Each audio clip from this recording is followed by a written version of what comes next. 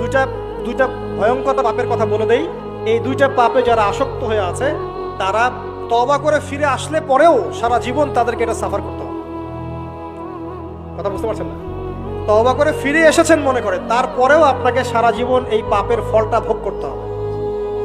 এক, মাদকদ্রব্য দীর্ঘদিন সেবন করেছেন, তওবা করেছেন, ফিরে এসেছেন, আল্লাহ হয়তো মাফ করে দিয়েছেন, আল্লাহ পাক মাফ করে দিয়েছেন, বাট আপনি আপনার দেহের যে ক্ষতিটা করে ফেলেছেন এটা পোষাতে পারবেন না।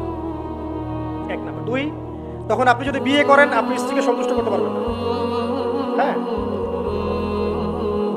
দুই নাম্বার হচ্ছে এই যে গোপনে যুবকরা যে পাপটা করে, মাস্টারবেশন, যেটাকে আমরা বলি হস্তমৈথুন, এই পাপ যেসব যুবকরা করছে বা করে, এবং অ্যাভেলেবেল এই পাপটা সবাই করে, কারণ এখন পর্নের যুগ, পর্ন দেখলে তো আর কোনো উপায় নাই, তখন তো এই পথেই যেতে হচ্ছে, নিজের উপরে নিজেকে জুলুম করতে হচ্ছে। যারা হস্তমৈথুন অভ্যস্ত হয়ে গেছে এরা যদি তওবা করে ফিরেও আসে, শরীরের যে ক্ষতি